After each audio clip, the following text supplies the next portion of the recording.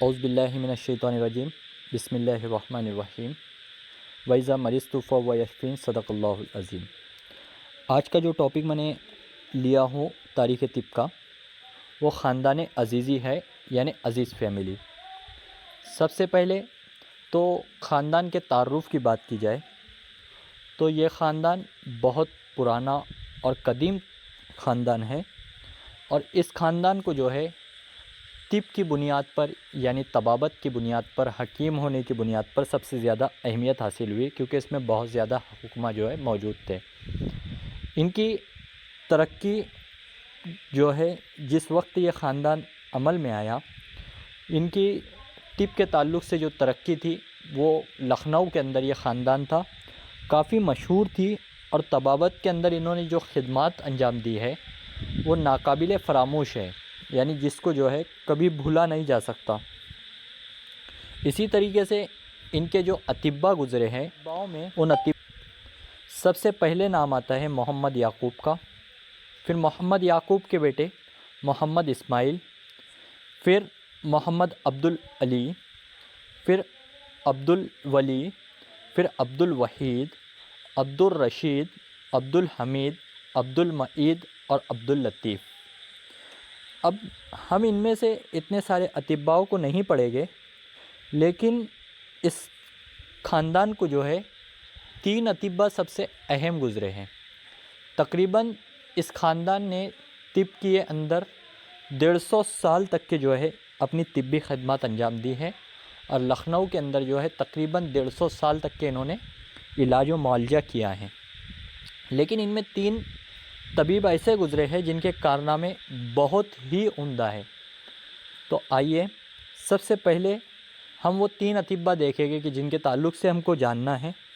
سب سے پہلے حکیم محمد یعقوب، دوسرے ہے حکیم عبدالعزیز، اور تیسرے ہے حکیم عبداللطیف۔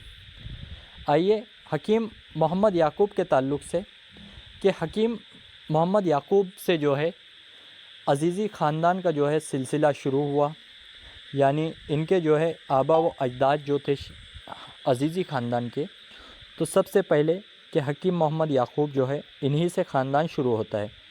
ان کی پیدائش 1790 میں لکھنؤ میں ہی ہوئی، اور یہ مفرد دواؤں سے علاج اور نسخہ تجویز کیا کرتے تھے، یعنی سنگل ڈرگ کے ذریعے جو ہے یہ علاج و معالجہ کیا کرتے تھے، اور انہوں نے اپنے طبابت کے وقت میں بہت ہی شہرت حاصل کی، اور ان کی طبابت کی بنیاد پر، کیونکہ یہ خود کے نسخے اور خود کے علم جتنا تھا اس کی بنیاد پر یہ نسخے تجویز کیا کرتے تھے، اور مہنگی دواؤں سے یہ پرہیز کرایا کرتے تھے، اور مضر دواؤں سے یہ گریز کراتے تھے، یعنی مضر دوا دینے کو جو ہے یہ پرہیز کرتے تھے۔ اسی کے تعلق سے اب حکیم یعقوب خان کے بعد آتے ہیں جن کو اہمیت دی گئی ہے، وہ حکیم عبدالعزیز خان ہیں۔ حکیم عبدالعزیز جو ہے ان کا تعارف جو ہے لکھنؤ ہی سے تھا، اور عزیزی خاندان جو ہے انہی کے نام سے موسوم ہوا ہے۔ سب سے پہلے ان کے تعارف کی بات کی جائے تو یہ حکیم محمد یعقوب خان کے جو ہے پوتے تھے، اور اسماعیل خان جو ان کے لڑکے تھے، ان کے والد تھے حکیم اسماعیل خان جو ہے حکیم عبدالعزیز خان کے والد تھے، اور حکیم محمد یعقوب خان کے جو ہے فرزند تھے، یعنی بیٹے تھے۔ حکیم عبدالعزیز خان 1855 میں لکھنؤ کے اندر پیدا ہوئے، اور 1911 کے اندر ان کی وفات ہوئی۔ یہ خاندان عزیزی کے روح روا رہے ہیں، انہی کے نام سے جو ہے خاندان عزیزی کو معرفت ملی، یعنی انہی کے نام سے یہ خاندان پہچانا جانے لگا۔ انہوں نے ابتدائی تعلیم کی بات آتی ہے تو ابتدائی تعلیم ان کی جو ہے لکھنؤ ہی سے ہوئی، اور طب کی تعلیم انہوں نے اپنے والد محمد اسماعیل سے اور چاچا محمد ابراہیم سے حاصل کی۔ اسی کے ساتھ ساتھ القانون فی الطب ان کی سب سے عزیز کتاب جو شیخ الرئیس بو علیہ سینا کی تھی، وہ بہت ہی زیادہ ان کو عزیز تھی، یعنی پسند تھی، یہ جس سے محبت کیا کرتے تھے، اور کئی عبارتیں جو ان کو حفظ تھی، وہ القانون فی الطب کی کئی عبارتیں ان کو حفظ تھی۔ والد صاحب نے جب دیکھا کہ حکیم عبدالعزیز خان جو ہے طبی صلاحیت کی بنا پر جو ہے بہت مشہور ہو رہے ہیں، تو ان کے والد نے یہ کیا کہ ان کو ایک مکتب کھول کر دیا جو لکھنؤ کے اندر محلہ جوائی ٹولہ کر کے ایک جگہ ہے، وہاں پر ایک عمارت لی اور بہت شاندار، بہت خوبصورت اور عمدہ جو ہے ان کو مکتب بنا کر دیا، جس میں یہ اپنی طب کی جو ہے طبابت کیا کرتے تھے اور اپنے مریضوں کو دیکھا کرتے تھے۔ آگے چل کر پھر یہ ہوا کہ حکیم عبدالعزیز نے جو ہے اسی مکتب کے اندر طبی درسگاہ یعنی طب کی تعلیم دینا شروع کی۔ جب طب کی تعلیم دی تو وہاں پر جو ہے اس ادارے کو جو ہے تکمیل الطب کے نام سے جانا جانے لگا۔ ہم آگے پڑھیں گے تکمیل الطب کے تعلق سے۔ پھر یہ ہوا کہ جب لوگوں کو پتہ چلا کہ حکیم عبدالعزیز خان کے جو مکتب ہیں وہاں پر طب کی تعلیم دی جاتی ہے، تو بھارت کے شاگرد تو آئے ہی آئے، لیکن ان کے شاگردوں میں بیرون ملک سے بھی شاگرد وہاں پر مکتب میں آئے۔ اب ہم دیکھتے ہیں کہ حکیم صاحب کے فضل و کمال کیا تھے۔ حکیم صاحب کے فضل و کمال کی جب بات آتی ہے تو بحیثیت طبیب، بحیثیت تکمیل الطب کے بانی اور بحیثیت مصنف۔ بحیثیت طبیب کی بات کی جائے تو حکیم صاحب جو ہے اپنے مکتب کے اوپر علاج کیا کرتے تھے اور اپنے بڑے جو آبا و اجداد ہیں ان کے نسخے اور خود کے بتائے ہوئے نسخے اور خود جو القانون فی الطب کا جو مطالعہ کیا کرتے تھے اس کے نسخوں سے یہ علاج کیا کرتے تھے۔ اسی طریقے سے اب بات آتی ہے بحیثیت تکمیل الطب کے بانی، تو یہ ایک طبی درسگاہ ہے جو آج بھی لکھنؤ کے اندر موجود ہے اور 1902 کے اندر اس کی بنیاد رکھی گئی۔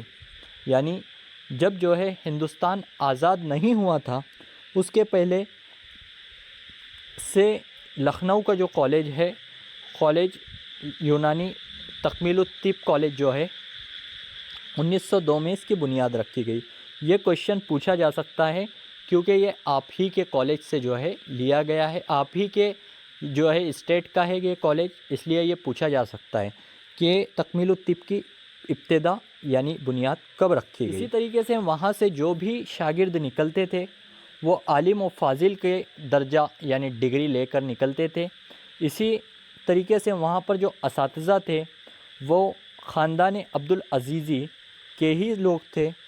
سب سے پہلے کہ عبدالحفیظ، ان کے بعد عبدالرشید، عبدالحمید، عبدالمجید اور عبدالمعید جیسی شخصیات کا یہاں پر جو ہے سب موجود تھی۔ اس کے بعد کہ وہاں سے جب طلبہ جو ہے فارغ ہوتے تھے تو مفرد دواؤں کے وہ ماہر رہتے تھے۔ مفرد دواؤں میں وہ بہت زیادہ پریکٹس ان کی ایسی ہو جاتی تھی کہ وہ اسی کے ذریعے جو ہے اپنے نسخے اور علاج کرتے تھے۔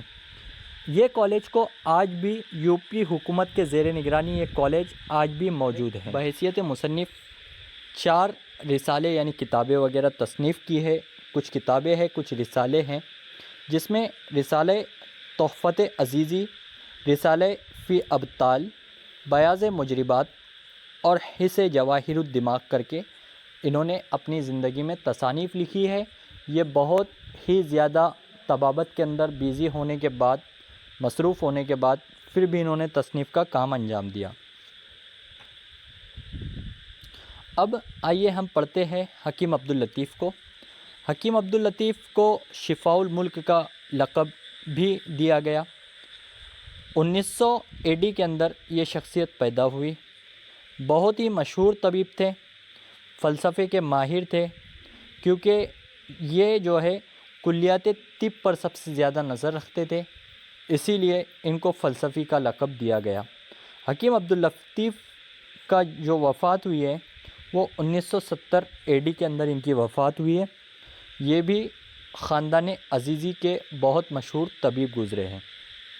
آئیے ہم ان کے فضل و کمال کی بات کریں۔ فضل و کمال میں بحیثیت طبیب، بحیثیت استاد، بحیثیت مصنف اور بحیثیت مترجم، یعنی کون سی ترجمے کا کتاب کا جو انہوں نے ترجمہ کیا ہے، اس لیے مترجم بھی لکھنا ضروری ہوتا ہے۔ آئیے سب سے پہلے ہم طبیب دیکھتے ہیں۔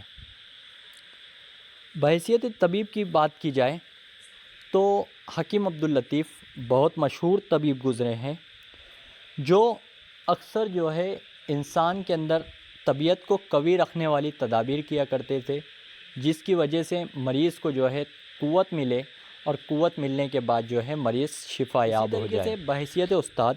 بحیثیت استاد ان کا کارنامہ یہ تھا کہ جب 1927 میں اجمل خان طبیہ کالج جو ہے اس کا انعقاد ہوا، اس کو شروع کیا گیا، تو اس وقت ان کو بطور استاد بلایا گیا، اور انہوں نے جو ہے اس وقت ان کو جب بلایا گیا تو انہوں نے آئی ہوئی جب کسی نے بلایا تو انہوں نے انکار کرنے سے منع کر دیا، اور انہوں نے لکھنؤ سے علی گڑھ جو ہے ہجرت کی، اور وہاں پر جا کر انہوں نے بحیثیت استاد اپنے فرائض انجام دیے، اور آگے چل کر یہ پرنسپل بھی بنے وہاں کے۔ پھر 1961 کے اندر دہلی کے اندر جامعہ طبیہ کالج میں جو ہے یہ گئے، وہاں پر حکیم الیاس خان کا جو مدرسہ طبی مدرسہ تھا جامعہ طبیہ دہلی، وہاں پر بھی انہوں نے بحیثیت استاد کام کیا ہے اپنی زندگی کے اندر۔ پھر بحیثیت مصنف کی کتاب النبض سب سے اہم کتاب ان کی ہے، جو کتاب النبض انہوں نے لکھی ہے۔ اس کے بعد ترجمے کی بات آتی ہے تو انہوں نے ابن سینا کا ایک رسالہ تھا جو ادویہ قلبیہ کے نام سے شائع ہوا تھا، جو ابن سینا نے لکھا تھا، اس کو انہوں نے اردو میں ترجمہ کیا۔ یہاں پر جو ہے یہ سارا ٹاپک جو ہے خاندان عزیزی ختم ہوتا ہے۔ یہ کوشچن آ سکتا ہے کہ حکیم عبداللطیف نے کون سے رسالے کا ترجمہ کیا؟